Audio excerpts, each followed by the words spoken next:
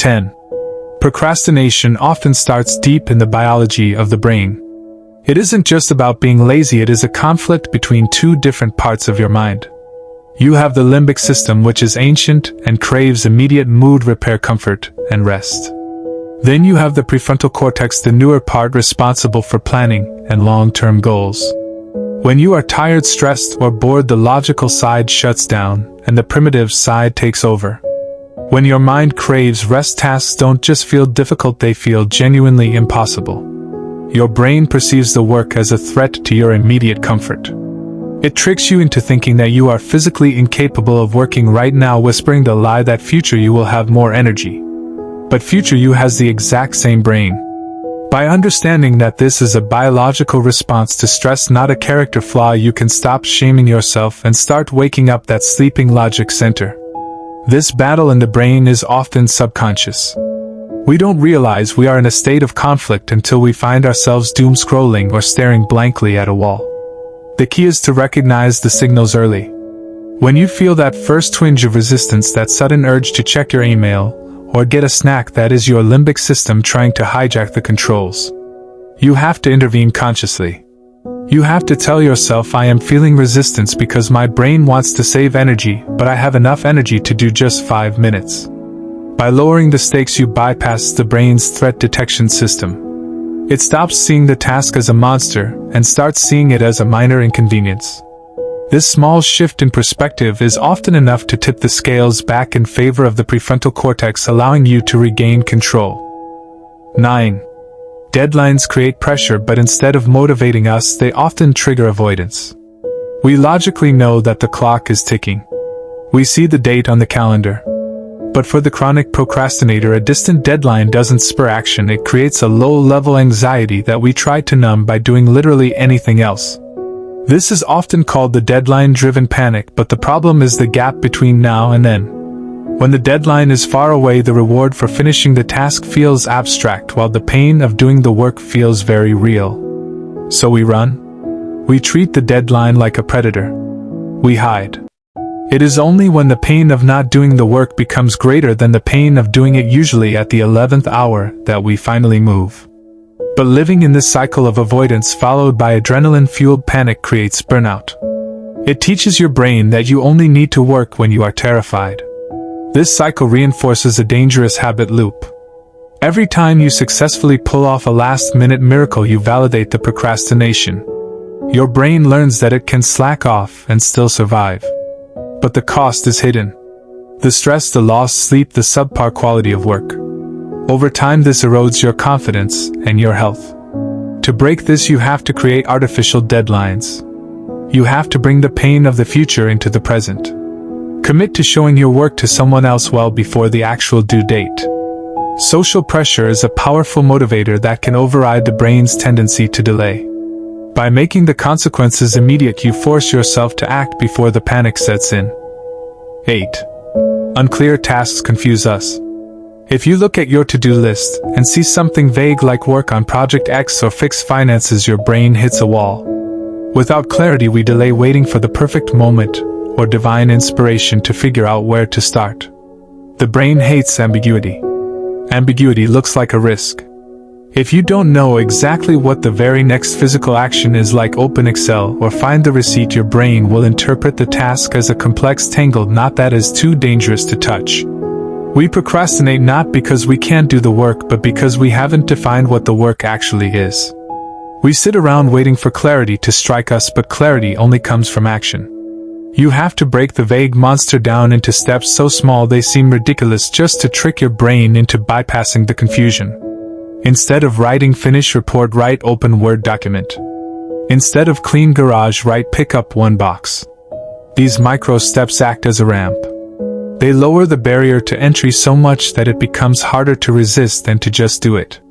Once you have taken that first tiny step, the next one becomes obvious.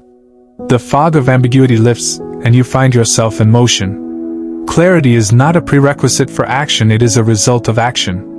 By forcing yourself to define the very next physical movement, you remove the mental friction that keeps you stuck. 7. Distractions steal focus, and in the modern world they are weaponized against us. It is not just about a lack of discipline, it is that our environment is designed to derail us. Social media, friends, notifications, or even productive procrastination like cleaning the kitchen when you should be writing pull us away. These distractions offer a hit of dopamine, the pleasure chemical. The task you need to do likely offers a delayed reward, whereas checking your phone offers an immediate reward. Your brain will naturally gravitate toward the path of least resistance and highest immediate pleasure. Every time you give in to a distraction, you weaken your focus muscle. You aren't just losing the 5 minutes it takes to scroll through a feed, you are losing the 20 minutes it takes to get back into a state of deep flow. We protect our money in banks, but we leave our attention out on the sidewalk for anyone to steal. To combat this, you have to design your environment for focus. Put your phone in another room. Use website blockers. Turn off notifications. Make the distractions harder to reach than the work itself. If you have to walk down the hall to check Instagram, you probably won't do it as often. By adding friction to your bad habits and removing it from your good ones, you stack the deck in your favor.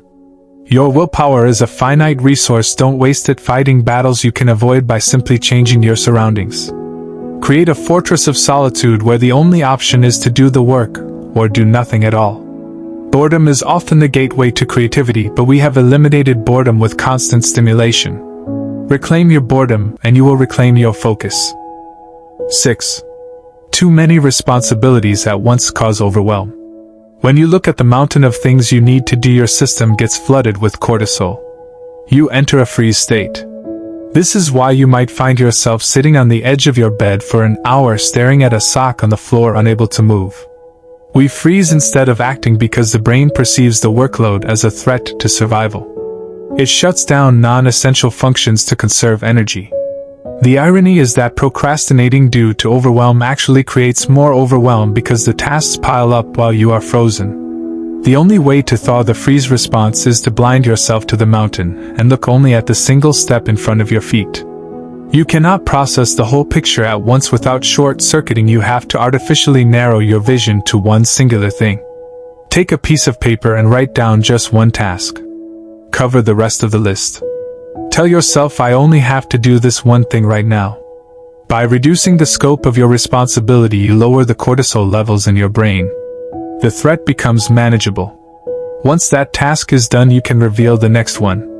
But never look at the whole list when you are in a state of panic. It is like trying to swallow a whole watermelon. You will choke. Cut it into bite-sized pieces and eat one at a time. Overwhelm is a signal that you are living too much in the future, worrying about tasks that don't exist yet.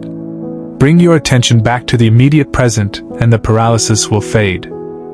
5. The comfort zone feels safe. It is the psychological state where things feel familiar and at ease, where we are in control and experiencing low anxiety and stress. TV, relaxation, or sticking to old habits keep us from tackling challenges because tackling challenges implies a possibility of failure or discomfort. Your brain loves homeostasis. It wants to keep things exactly as they are. Procrastination is often just a defense mechanism to keep you in that warm, fuzzy bubble. But the comfort zone is a beautiful place where nothing ever grows. By prioritizing the immediate feeling of safety, you are actively choosing to stagnate. You are trading your potential for a few hours of Netflix. Recognizing that this safety is actually a trap is the first step in deciding to step out into the cold, uncomfortable air of productivity. Discomfort is the currency of growth. If you aren't uncomfortable, you aren't learning. We avoid the discomfort because we interpret it as a signal that something is wrong. But in the context of work, discomfort is a signal that something is right. It means you are pushing against your limits. Reframe the feeling of anxiety or resistance as excitement or growing pains. Tell yourself, this feels hard because I am leveling up. When you stop fearing the discomfort, it loses its power over you. You can acknowledge the fear and act anyway. This is courage. Courage isn't the absence of fear, it is action in the presence of fear. Step out of the comfort zone just a little bit every day, and your world will expand. 4. Decision fatigue makes us choose later over now. Every day you make thousands of choices, from what to eat to what to wear. By the time you get to the hard work, your willpower battery is drained. When faced with the choice of doing something difficult now or pushing it off, a tired brain will always default to later. Small choices pile up into big delays. Later feels like a magical time where you will have infinite energy, focus, and motivation. But later is just a lie we tell ourselves to avoid the pain of deciding now. Procrastination is essentially an inability to make a decision to engage. We linger at the fork in the road because choosing the difficult path requires a surge of mental energy that we feel we don't have. To fix this, you have to eliminate the choice. Make the decision the night before so that when the time comes you don't have to choose, you just have to execute. Lay out your workout clothes. Open the document on your computer. Prepare your breakfast. Remove every possible micro decision from your morning routine. Save your mental energy for the actual work. Automate as much of your life as possible. Establish routines so that you don't have to think about what comes next. When you reduce the cognitive load of daily life, you free up bandwidth for the big tasks. Don't let decision fatigue rob you of your productivity. Be the architect of your day, not the victim of it. Decide once and then execute on autopilot. 3. Growth requires effort. It is an active process, not a passive one. Procrastination blocks progress, keeping us from nurturing our potential. Think of your skills and ambitions like a garden. If you delay watering them because it is too much work, they wither. We often procrastinate because we are afraid that even if we try, we won't grow fast enough or the result won't be perfect. But imperfection is a prerequisite for growth. You have to be bad at something before you can be good at it. When you delay the work, you aren't just delaying the task, you are delaying the person you could become. You are denying yourself the experience, the failure, and the learning that leads to mastery. Every moment you spend stalling is a moment you aren't evolving. Embrace the messy process of learning. Accept that your first draft will be terrible. Accept that your first attempt will fail. This is not a reflection of your worth, it is the path to excellence. Procrastination is a form of perfectionism, and perfectionism is just fear in fancy shoes. It tells you that if you can't do it perfectly, you shouldn't do it at all. But done is better than perfect. Progress is better than potential. Don't let the fear of mediocrity stop you from achieving greatness. You have to be willing to be a beginner to ever become an expert. Water your garden even if you don't see the flowers yet. Trust the process and keep showing up. 2. Time lost to procrastination can't be recovered. This is the harshest truth. Money can be lost and earned back. Relationships can be broken and repaired. But time, once it is gone forever. Every delay costs opportunities that may never come back around.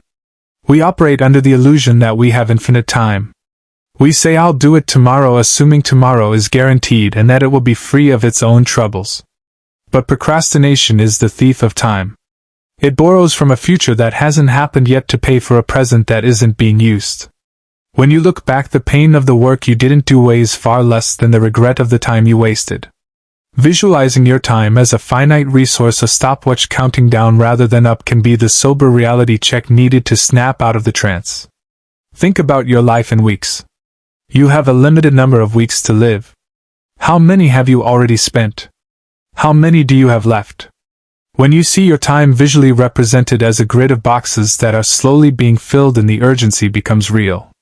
It isn't about being morbid, it is about being intentional. Every hour you spend procrastinating is an hour you are stealing from your dreams. Don't let the days slip away into a fog of avoidance. Treat your time with the respect it deserves. It is the only resource you can't get more of. Use it wisely, use it now, because later might never come. 1. Activation energy is the minimum amount of energy required to start a chemical reaction, or in this case a task. Starting is the hardest part. It is the moment where the resistance is at its absolute peak. It requires a massive shove to get the boulder moving. But here is the physics of productivity. Objects in motion tend to stay in motion. Once you push past that initial grinding resistance, usually the first 2 to 5 minutes of a task, momentum carries you forward. The dread you feel is almost entirely concentrated in the start. The task itself is rarely as painful as the resistance to starting it. If you can hack your brain to just push the boulder for 2 minutes, the friction disappears, the dopamine kicks in, and suddenly you aren't trying to work anymore, you are simply working. Just start. The rest will follow. Use the 5-minute rule. Tell yourself, I will just do this for 5 minutes, and if I want to stop, I can. Most of the time, once you have started, you won't want to stop. The anxiety of the task vanishes once you are in the middle of it. Action cures fear. Hesitation feeds fear. Don't wait to feel like working, because you never will. Motivation follows action, it doesn't precede it. You have to act first, and the feeling will come later. Force yourself through that initial barrier of activation energy. It is like jumping into a cold pool. The anticipation is torture, but once you are in, you adjust. Don't stand on the edge shivering. Jump. The water is fine and the work is waiting. Your potential is on the other side of that initial push. Break the inertia, build the momentum, and watch how far you can go.